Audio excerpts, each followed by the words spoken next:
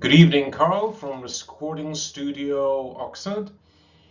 Just hoping you like this one. Pardon me, just need to get rid of some rubbish that's popped on my screen. Hope you like this one. I'm going back to yet another one from Andrew Lang's Red Fairy book, and I need you to tell me if you prefer other kinds of stories as well, but I do think these are good, especially for reading. This one is called The Black Knight and the Thief of Glen.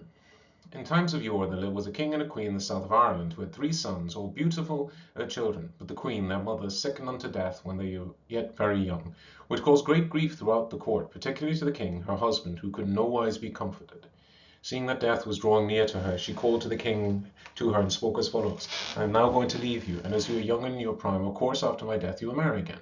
Now all the request I ask you is you build a tower in an island of the sea, where you keep your 3 sons, they come of age and are fit to do for themselves, so that they may not be under the power or jurisdiction of any other woman. Neglect not to give them education suitable to their birth, and let them be trained up to every exercise and pastime requisite for king's sons to learn. That is all I have to say. So farewell. The king had scarce time, with tears in his eyes, to assure that she should be obeyed in everything, when she, turning herself in her bed, with a smile gave up the ghost. Never was greater mourning seen than throughout the court and the whole kingdom for a better woman than the queen, to rich and poor, was not found in the world. She was interred with great pomp and magnificence, and the king, her husband, became in a manner inconsolable for the loss of her. However, he caused the tower to be built, and his sons to be placed in it, under proper guardians, according to. In process of time, the lords and knights of the kingdom counselled the king, as he was young, to live no longer than he had done, but to take a wife, which counsel prevailing, they chose him a rich and beautiful princess to his consort, a neighbouring king's daughter, of whom he was very fond. Not long after, the queen had a fine son, which caused great feasting and rejoicing at the court, insomuch that the late queen, in a manner, was entirely forgotten. They fared well, and king and queen lived happily for several years. At length the queen, having some business with the henwife, went to her, and after long conference past, was taking leave of her, when the henwife prayed that if she should ever come back to her again, that she might break her neck. The queen, greatly incensed by such a daring insult from one of her meanest subject, demanded either the reason, or she would have her put to death.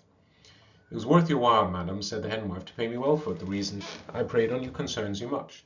What must I pay you? asked the queen. You must give me, she says, the full pack of wool, and I have an ancient crook which you must fill with butter. Likewise a barrel you must fill me full of wheat. How much wool will it take to the pack? said the queen.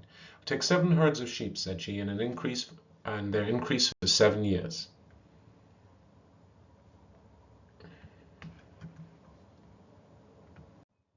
How much butter will it take to fill your crock? 7 dairies, said she, and the increase for 7 years.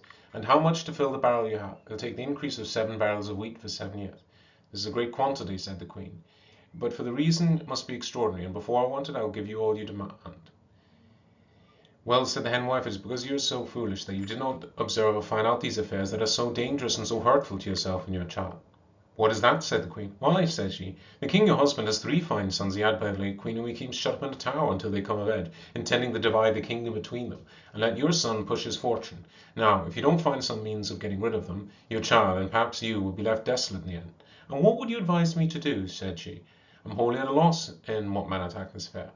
You must make known to the king, says the henwife, that you heard of his sons, and that wonder greatly that he concealed them for all this time from you, and that you tell him you wish to see them, and that it is full time for them to be liberated, and that you would be desirous you would bring them to court.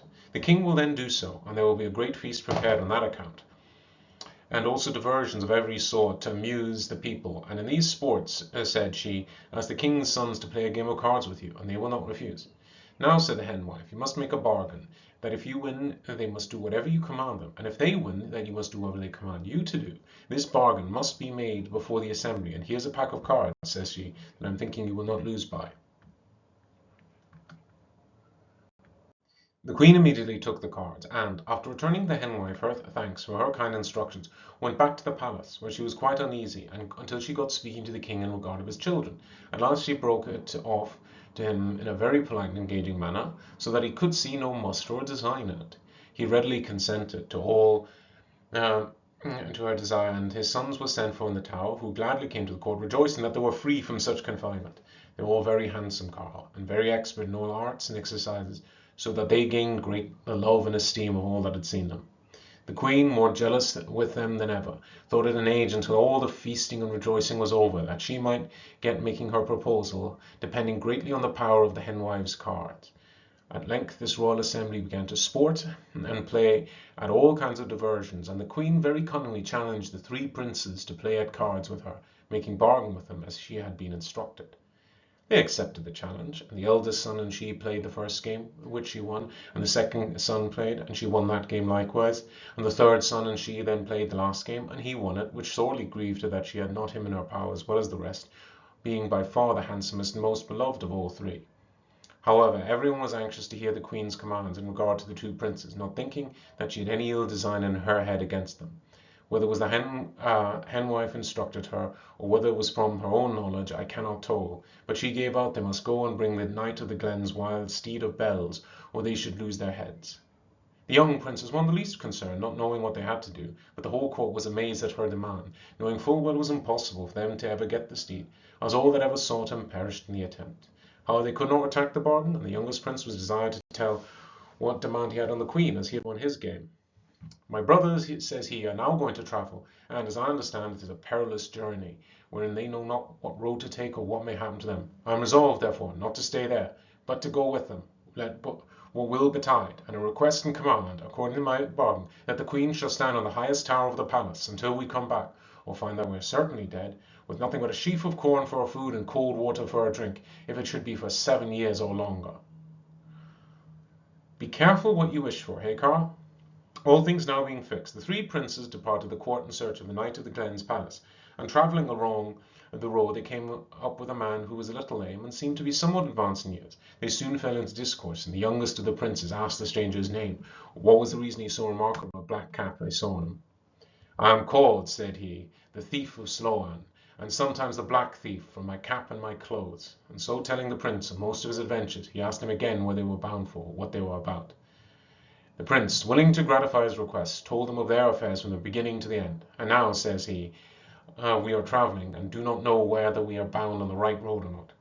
Ah, my brave fellow, says the black thief, you little know the danger you run. I am after that steed myself these 7 years, and can never steal him on account of a silk covering that he has in him in the stable, with 60 bells affixed him, and whenever you approach the place he quickly observes and shakes himself, which, by the bound of the bells, not only alarms the prince and his guards, but the whole country round, so it is impossible ever to get to him, and those that are so unfortunate as to be taken by the night of Glen are boiled in a red-hot fiery furnace. Bless me, says the young prince, what will we do? If we return without this steed, we'll lose our heads, so is he fixed on both sides. Well, says this thief of Sloan, if it were my case, I'd rather die by the night than by the wicked queen. Besides, I will go with you myself and show you the road, and whatever fortune you will have, I will take the chance of the same. They returned him sincere thanks for his kindness, and he, being well acquainted with the road, in a short time brought them within view of the knight's castle. Now, says he, we must stay here until night comes, so I know all the ways of the place. If there be any chance for it, it is when they are all at rest, with steed is all the watch the night keeps. Accordingly, in the dead hour of the night, the king's 3 sons and the thief of Sloan attempted before the steed of bells in order to carry him away. But before they could reach the stables, the steed neighed most terribly and shook himself so that the bells rung with such a noise that the knight and all his men were up in the moment. The black thief and the king's sons sought to make their escape, but they were suddenly surrounded by the knight's guards and taken prisoners, where they were brought into that dismal part of the palace. Audacious villains, says the knight of the Glen, how dare you attempt so bold an action as to steal my steed? See now the reward of your folly. For your greater punishment I will punish you all, not punish you all together, but one after the other, so that he that survives may witness the dire afflictions of his unfortunate companions. So saying, he ordered his servants to stir up the fire. The eldest looking of these young men first, said he, and so on to the last, which shall be this old champion with the black cap. He seems to be the captain, and looks like if he have come through many toils. I was near his death as the once a prince's yet, says the black thief, and escaped, and so he will too. No, you never were, said the knight, for he is within 2 or 3 minutes of the year's end. But, says the black thief, I was within 1 minute of my death, and yet here I am. How was that, says the knight? I will glad hear it, for it seems near impossible. I was, says he, a very wild boy in my youth, and came through many distresses. Once in particular, as I was on my rambling, I was benighted and could find no lodging. At length I came to an old kiln, and being much fatigued, I went up and lay on the ribs. Not being long there, when 3 witches came in with 3 bags of gold. Each put their bags of gold under their heads as if to sleep. I heard one of them say to the other that if the black thief came upon them while they slept, he would not leave them a penny. I found them discourse that everybody had got my name into their mouth, and though I kept silent as death during their discourse, at length they fell asleep. And so then I stole down, and seeing some turf convenient, I placed one under each of their heads, and off I went, with their gold, as fast as I could. I had not gone far, continued the thief with Sloane, when I saw a greyhound, a hare, and a hawk in pursuit of me. I began to think it must be the witches that had taken shapes that in order I might not escape them unseen, either by land or water. Seeing that they had not appeared in any formidable shape, I was more than once resolved to attack them, thinking that with my broadsword I could easily destroy them. But considering again it was perhaps in their power to become alive again, I gave over the attempt and climbed with great difficulty up a tree, bringing my sword along in my hand and all the gold with me. However, when they came to the tree, they found what I had done, and making further use of their hellish art, one of them was changed into an anvil, another piece of iron, which a third made into a hatchet. That's a old word for axe, Carl. And with the hatchet made, she fell to cutting down the tree. In the course of an hour, it began to shake with me. At length it began to bend, and I found that one or two blows at the most would pull it down. And I began to think that my death was inevitable, and considering that those who were capable of doing so would much sooner end my life. But just as the stroke had drawn that would turn my fate, the cock crew and the witches disappeared, having resumed their natural shapes, for fear of being known. And I got safe home with my bags of gold. Now, sir, says he to the Knight of Glen, if that not be as great an adventure as you have ever heard, to be within one blow of a hatchet of my hand, and that blow even drawn, and after all to escape, I leave it to yourself. Well, I cannot say but it is very extraordinary, says the Knight of the Glen, and on that account I pardon this young man his crime, so stir up the fire till I boil this second one. Indeed, says the black thief, I would fain that he would not die this time either. How so, says the knight, it is impossible for him to escape. I escaped death more wonderfully myself, said the thief of Sloane, than if you had him ready to throw into the furnace, and I hope will be the case with him likewise. Why, have you been in another great danger, says the knight? I'm glad to hear the story too, and if it be as wonderful as the last, I will pardon the young man as I did the other. My way of living, says the black thief, was not good, as I told you before, and being at a certain time fairly run out of cash, and meeting no enterprise worthy of notice, I was reduced to great straits. That means to be poor and not have a place to sleep and know how to pay for food. Carl, at length the great bishop died in the neighbourhood I was in, and I heard he was interred with a great number of jewels and rich robes, all of which I intend in a short time to be master of. Accordingly, that very night I set about it, and coming to the palace, understood that he was placed at the further end of a long dark vault, which I slowly entered. I had not gone in far until I heard a foot coming towards me with quick pace, and although naturally bold and daring, yet thinking of the deceased bishop and the crime I was engaged in, I lost courage and ran towards the entrance of the vault. I had retreated but a few paces when I observed between me and the light the figure of a tall, dark man standing in the entrance. Being in great fear and not knowing how to pass, I fired a pistol at him and knocked him out, and he immediately fell across the entrance. But seeing he still retained the figure of a mortal man, I began to imagine it could not be the bishop's ghost. Recovering myself, therefore, from the fear I was in, I ventured to the upper end of the vault, where I found a large bundle, and upon further examination I found that Bishop's corpse was already rifled, and that which I had taken to be a ghost was no more than one of his own clergy. I was then very sorry I had the misfortune to knock him out, but it then could not be helped. I took up the bundle that contained everything belonging to the body that was valuable, intending to take my departure from this melancholy abode. But just as I came to the mouth of the entrance, I saw the guards of the palace coming towards me. I distinctly heard them saying that they would look in the vault, for that black thief would think little of robbing the corpse if he were anyone in the palace. I did not know in what manner to act, for if I was seen I would surely lose my life. And as everyone had some look at the time, because there was no person bold enough to come in. I knew very well on the sight of me that could be got, I would be caught. However, I had not time to lose. I took and raised up the unconscious monk as if he was standing on his feet, and I, crouching behind him, bore him up as well as I could, so that the guards readily saw him as they came up to the vault. Seeing the man in black, one of them cried it was the black thief, and he threw a club, at which I let him fall, and crept into a little dark corner myself that was the entrance of the palace. When they saw the man fall, they all ran into the vault, and never stopped until they were at the end of it, for fear, as I thought, that there might be some others along with them. While they were busy inspecting the groaning monk and the vault to see what they could miss, I slipped out, and once away and still away, and left the monk to his bruises, but they never had the black thief in their power since. Well, my brave fellow, says the Knight of the Glen, I see you have come through many dangers. You have freed these two princes by your stories, but I am sorry myself that this young prince has to suffer for all. Now, if you could tell me something as wonderful as you already told me, I would pardon him likewise. I pity this youth, and do not wish to put him to death if I could help it. That happens well, said the thief of Sloane, for I like him best myself, and I reserved the most curious passage for last in his account. Well then, says the knight, let us hear it. I was one day on my travels, says the black thief, and I came to a large forest, where I wandered a long time and could not get out. At length I came to a large castle, and fatigue, that means tiredness, Carl, fatigue obliged me to call in the same. Well, I found a young woman and a child sitting on her knee, and she was crying, and I asked her what made her cry.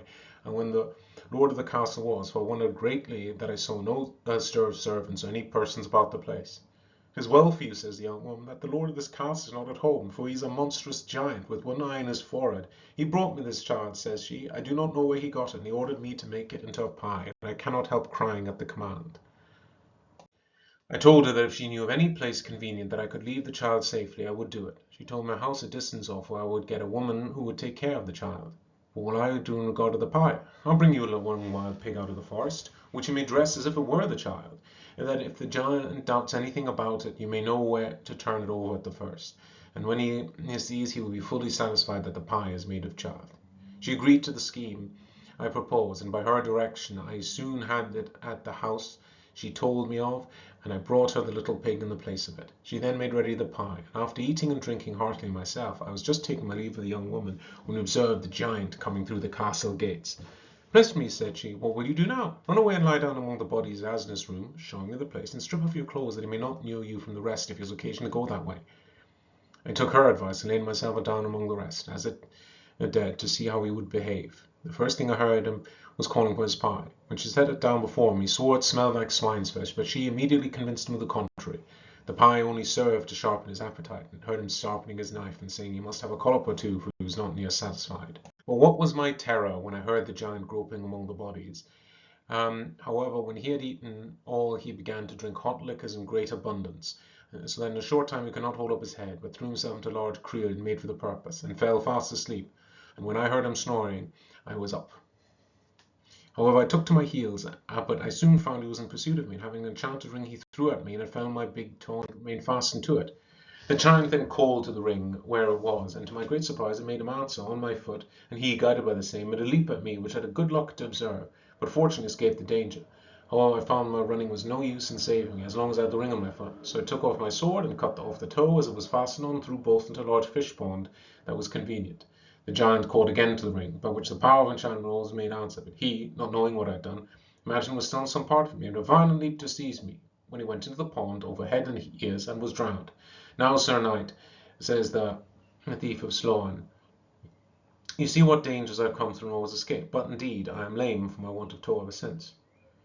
"My lord and master," says an old woman who had been listening the whole time, "that story is but too true, as I well know, for I am the very woman that was in the giant's castle, and you, my lord, the child that I was to make into a pie, and this is the very man that saved your life, which you may know by the want of your finger that was taken off, as you have heard, to deceive the giant."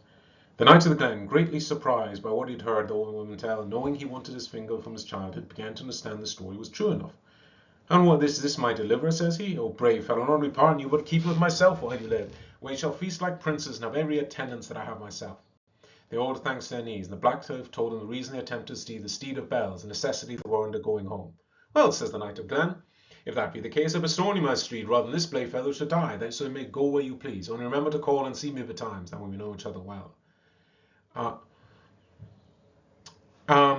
They promised they would, and with great joy set out for their king their father's palace, and the black thief was among them. And the wicked queen was standing all that time on the tower, and hearing the bells ring the great distance off, knew very well was the princes coming home, and the steed was with them, and though spite and vexation precipitated her from the tower and was shattered into pieces.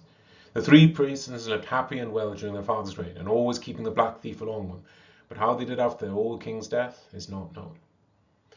And then we come to the end. I actually, out of all the fairy stories I've read for you, Carl, I think this is my favorite. I really like the character of the Black Thief, and I like that his stories turned out to be true in the end. I hope you like this one, Carl, and I hope that I hear from you soon. I love you very much.